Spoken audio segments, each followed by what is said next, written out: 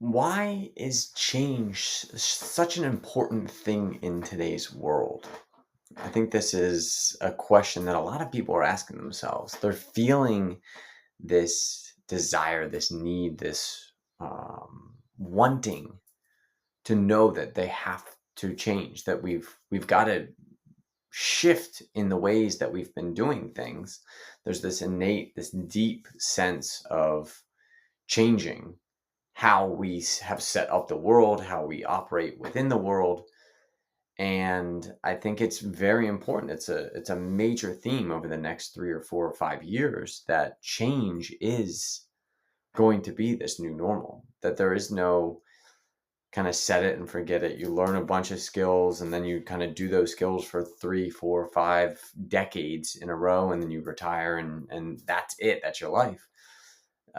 The experience of being a human right now is about change. It's about how do you go through this evolution in who you are and what you know yourself to be in a shorter and shorter period of time. And I think what a lot of people are starting to experience is this ability to tune into different versions of themselves, different expressions of themselves. You could consider them future versions of yourself or um, parallel versions of yourself. But essentially, what a lot of people are really starting to feel is this ability to connect with something, some aspect of themselves that is in the future that is not right here, right now. And again, it all depends on the framework that you have about what you're connecting to. For some people, this might be angels or demons. This might, for others, it could be aliens or different future versions of humans. Or it could just be the ancient lineage inside of you, all of your ancestors that are coming through that are sharing wisdom and information. And they're also sharing with you the perspectives that they viewed reality through that are quietly guiding how you perceive reality.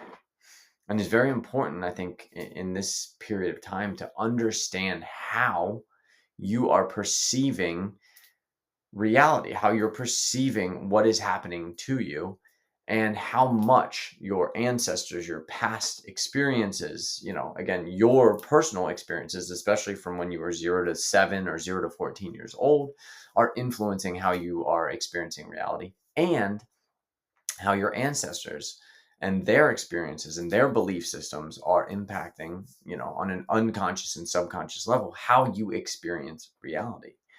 And why is change so important? Well, from my perspective, we have kind of these two different, let's call them timelines. There's two different ways that humanity can maneuver around this period of time. One of them is this ascension process, this unification of humanity where we come together, we realize that we're not different, we're not separate from each other, that we are essentially one body acting in coherence with itself, and we're able to communicate, we're able to telepathically communicate or subconsciously communicate with each other and be able to feel in and understand and know what each person is feeling, is experiencing, is desiring. This kind of unification of human consciousness. That's one pathway that I think we have an ability to move towards. And then there's a second pathway, the kind of disintegration of humanity. So this would be kind of a catastrophic or world altering, world changing event that fractalizes the human consciousness. We go back to being, essentially hunter gatherers, small tribes of humans that are existing that have little or no contact with any outside tribe or experience. And again, there seems to be this idea, there's a belief in humanity that this happens every so often. Maybe it's 12,000 years, maybe it's 24,000 years, but there's this apocalyptic experience that humanity goes through. And that it has some merits. There's some foundation to that. You've got the Younger Dryas period. You've got this roughly 12,000 years ago, there was a massive kind of extinction flood experience. And there's a lot of religious text that talks about that. So there's this subconscious or unconscious belief in the human psyche right now that the only way forward, the only way towards salvation, towards the salvation of humanity, is this great reset, this global reset, this kind of removal of a majority of the conscious beings on the planet, and we kind of reset it and try again. It's basically kind of waving a white flag saying, hey, we did our best with this iteration of humanity, but we're giving up. We don't think we figured it out on this go around, and we want to reset, essentially. And there's in the global unconscious, there is this pattern, and it seems to be a pretty prevalent pattern. I would say, um, you know, possibly a majority of Christians kind of have this belief system that for the return of Christ to come back, there is this apocalyptic series of events that needs to happen. Essentially, the Antichrist comes into power, um, kind of crushes humanity, and in that crushing of humanity is this great rising of Christ consciousness. I think that is slightly altered, and I think that Christ consciousness is maybe a response to the global crises that seem to be happening. And again, you can, depending on your viewpoint, you can decide whether everything that is happening on the planet is this lead up to a global crisis, or is it just a natural process that happens? Is this just a natural process of evolution that happens where structures that have been built over decades or centuries, they naturally collapse, they naturally fall apart, and that this isn't anything out of the ordinary, or this isn't like the end of the world. This is just how the process works, this death and rebirth, this growth and then disintegration. So why is change important? Why do I think change, the ability to change your perception and your reality, is important? Is because there are these two timelines that are vying for your attention and your energy. You've got the Ascension timeline, the timeline where we all come together, where, maybe 6 or 7 billion humans make this transition into this global society that is probably going to be a little bit more decentralized. There's not going to be these ruling authorities that are making decisions for everyone, but there's going to be, essentially, we're all going to have a say in how our society is working, especially at the local and regional levels. We'll have a very, very good autonomy in how we exist in this society. And that will be, we'll have little pockets of consciousness of humans, of communities.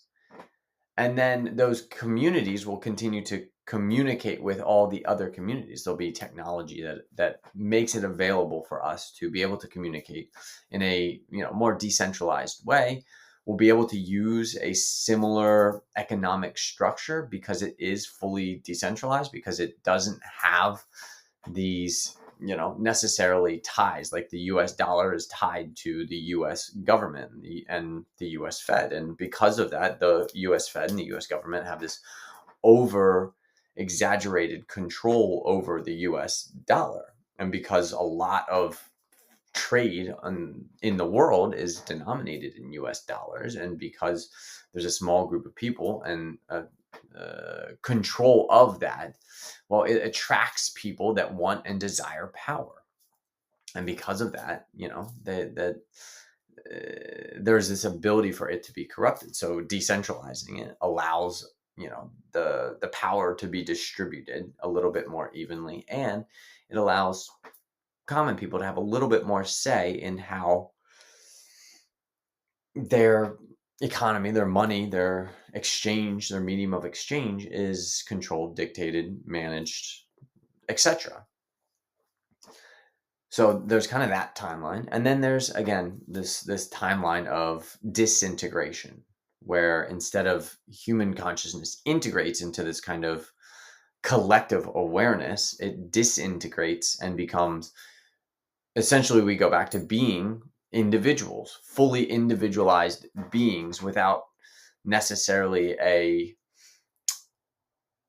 empathy towards the other human beings, the other beings on the planet itself, the solar system, the intelligence and wisdom that is flowing through us. Always we kind of separate from that. That's what the individualistic, the disintegration of our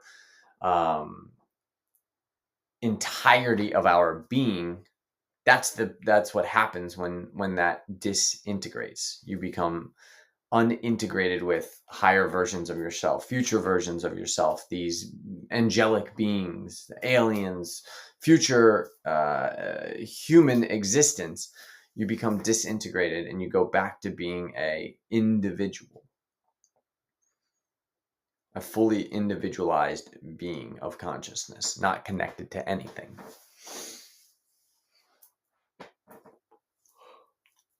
So the change is to go from that individualized being to a more integrated being, to a more connected being. And that journey is about calming the ego mind, calming the mind that tells you that you are separate from everything else, that you are not a part of a system, a integrated system that has a massive amount of control over how you operate inside of that system. Again, the subconscious mind is dictating 95 to 98% of your experience. That subconscious mind is the part of you that is connected to the intelligences of future versions of yourself, of spirit, of God, of the universe, of the earth, of the sun. That subconscious part of you is the part of you that is aware of that. So you've got to kind of calm that 1 to 2% of your mind that believes itself to be separate from all of these other aspects, and then tune into what is that part of you calling you to do, drawing you out. What parts of you are here to experience and express something from a version of you that exists outside of the 3D human experience, this individualized experience. And to change that, to move towards this ability to connect with your higher self, your angels, your beings that are guiding you.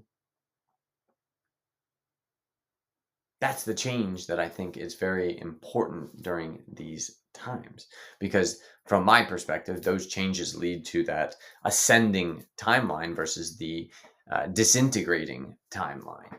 And that connection to God, to the universe, to your truth, to whatever that is going to guide you towards this ascension process. And if you want to be moving towards that ascension process, if you want to get away from that disintegration process, you have to have the ability to change. And this has been my personal experience. I've gone through those experiences where I was reading Revelations and I did a whole Bible study. It was a 8 or 10 weeks of deep study of the whole book of Revelations. What does that mean? I got the Christian perspective of what that meant, and what that meant was, essentially the world is coming to an end. How we know it, the world is coming to an end, and we're rebirthing this new society of, fully awake beings. And what that means to me is that there's a Christ consciousness, the awareness that we are both human and God, the Christ consciousness is going to be infiltrating a majority of human beings. It's not that we're going through this end of the world. So many people get fixated and focused on, oh, well, the world is ending. It's coming to an end. So who gives a crap? Like, let's just ride it out. And it's like, no, the world's not coming to an end. The universe is not dying. The consciousness is not being extinguished from the planet. Just the consciousness that only believes in the individualized aspect is starting to come to an end. And we're opening up our humanity to this idea, or reopening, because this is not the first time that this planet and this species has even gone through this evolution. This is multiple times, over and over and over again, maybe 5 or 6 iterations of humanity that no longer exist in the history books, but exist in the collective consciousness of our experience. That those aspects, this iteration has happened before. We can learn from that. We can learn from those experiences. And this isn't the only planet that this has happened on. There's tons of other planets in not only our local area of the solar system or of the galaxy, but across the entirety of the galaxy.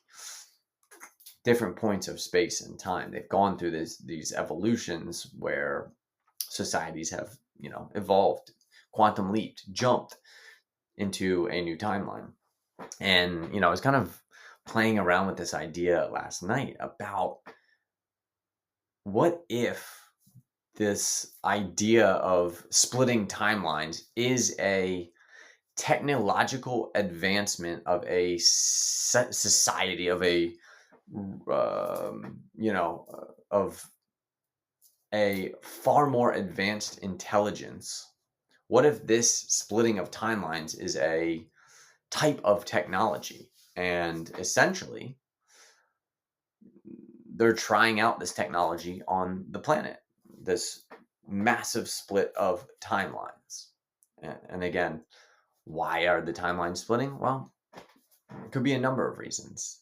For me, it makes sense that there are two groups of conscious humans on the planet, and they are creating two separate realities. One reality of disintegration, one reality of reintegration, of ascension, of connection back to higher aspects of ourself. So I think that's a part of it. And this is why I think being able to change your perspective, to see things from different viewpoints is going to be such a huge and beneficial aspect of being a human in the next 10 years, 15 years. That the ability to shift and change and think outside of the box is going to be key. And if you want help with that, if you need help with that, if you're like, I don't know how I can change my reality, but I know that I need to change it. Well, I offer free exercises, free opportunities to expand your awareness through the Flow Forum.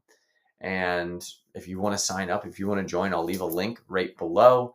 Would love to have you on for an exploration of your consciousness. Again, what does it take? You've got to calm the egoic mind. You've got to realize that there's a plethora of information that is flowing into you from different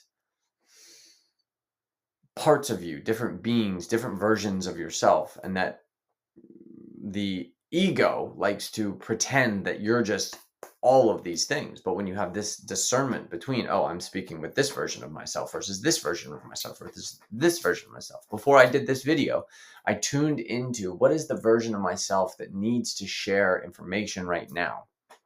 And this is the information that is coming through. I didn't plan, I didn't write, I don't have a single note taken for this entire 15, 16, 18 minutes now. It's just information that is flowing through me that I'm sharing with you. And this is a part of what is happening in humanity and the possibilities of a reality where a majority of humans are capable of doing this. And I think again, from an evolutionary standpoint, it's almost inevitable. There is a mass of humans that have access to the information, and those humans through the noosphere are creating and shifting and helping people change. And that change is happening to people. The last couple of weeks have been wild. I've heard a number of people kind of reaching out to me or friends about, hey, I've got this new experience. It feels like I'm channeling information. And this is key. This is what is happening in society. So if you want help, if you need, just a couple tools and techniques to help you understand what the heck is happening, why am I hearing these voices? what is going on in my life, then check out the Flow Forum. Would love to have you on there. And yeah, I really appreciate everybody listening, following, spending some time with me today. I hope you all have a great rest of your week. And yeah, let me know what you think. Let me know what you think about the timeline splitting, about, you know, where you are on your journey. If you're starting to experience this connection to different aspects of yourself, if you have been experiencing those, and if this video may have reframed your experience of reality and how you're doing it. Any comments, would love to hear from you. Love hearing from everybody. So thanks again. I hope everybody has a great rest of their week, and I'll talk to y'all soon.